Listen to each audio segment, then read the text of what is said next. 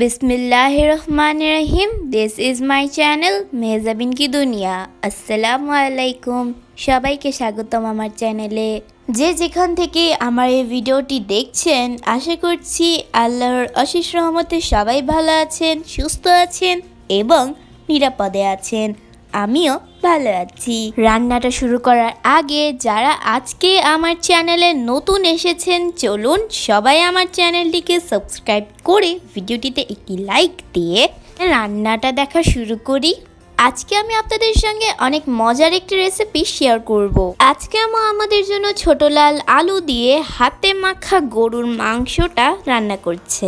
রান্নাটা করার আগে আম্মু প্রথমে ইনফ্রারেড চুলায় একটি পাতিল বসিয়ে নিল। এখন পাতিলে এক এক করে প্রথমে 1 কেজির উপরে গরুর মাংস দিয়ে দিল 2টি টমেটো, আরও দিল হাফ কাপ পেঁয়াজ কুচি, হাফ কাপের থেকে একটু কম রসুন কুচি, দিয়ে দিচ্ছে স্বাদ মতো লবণ, দিয়ে দিচ্ছে 1 চামচ হলুদ গুঁড়ো, 2 চামচ লাল মরিচের গুঁড়ো, 1 চামচ ধনিয়া গুঁড়ো, 1 চামচ জিরার গুঁড়ো, দিয়ে দিচ্ছে 2টি তেজপাতা, গোটা কয়েক এলাচ দারচিনি। এখন দিয়ে দিচ্ছে হাফ কাপের থেকে একটু বেশি সরিষার তেল। এখন সব উপকরণ হাত দিয়ে একসঙ্গে মাখিয়ে নিচ্ছে। আম্মু কিন্তু আদা বাটা দিতে ভুলে গিয়েছে। আম্মু খুব মন দিয়ে সব উপকরণ মাংসের সঙ্গে ভালো করে মাখিয়ে নিচ্ছে। এই ফাঁকে আমি ইনফ্রারেড চুলাটা অন করে পাওয়ার লেভেলটা সেট করে নিচ্ছি। আম্মুর এখনও আদা বাটার কথা মনে পড়েনি।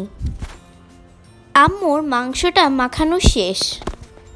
আমি আদা বাটার কথাটা মনে করিয়ে দেওয়াতে আম্মু এখন মাংসের সঙ্গে 1 টেবিল চামচ পরিমাণ আদা বাটা দিয়ে মাংসটাকে আবারও ভালোভাবে মাখিয়ে নিচ্ছে। মাংসটা ভালো করে মাখানো হয়ে গিয়েছে। এখন মাংসটাকে ঢাকনা দিয়ে কভার করে দিল 10 মিনিটের জন্য, চুলার হিটটা মিডিয়াম রেখে। মাংস থেকে 10 মিনিটে পর্যাপ্ত পরিমাণের পানি উঠবে। মাংসর পানিটা দিয়ে আপাতত মাংসটা কষানো হবে। 10 মিনিট পর ঢাকনাটা খোলা হচ্ছে। দেখুন মাংস থেকে অনেকটাই ঝোল উঠেছে। এখন নেড়েচেড়ে মাংসটাকে আরও কষিয়ে নিচ্ছে। এই পর্যায়ে এসে মাংসর সঙ্গে 1 কাপ গরম পানি দিয়ে মাংসটাকে ঢাকনা দিয়ে কভার করে দিল। এবার 20 মিনিট পর ঢাকনাটা খোলা হচ্ছে। জাস্ট একটু নেড়েচেড়ে আগে থেকে খোসা ছাড়িয়ে রাখা লাল গোল আলুগুলো এখন মাংসর সঙ্গে দিয়ে দিল। এখন নেড়েচেড়ে আলুগুলোকে মাংসর সঙ্গে মিশিয়ে আরও 1 কাপ গরম পানি দিয়ে মাংসটাকে কভার করে দিল 15 মিনিটের জন্য। এইবার ঢাকনাটা খোলা হচ্ছে।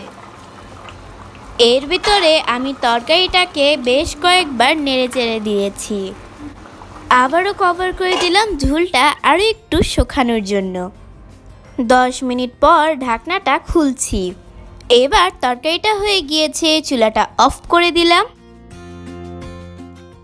দেখুন তরকারিটা কত সুন্দর হয়েছে।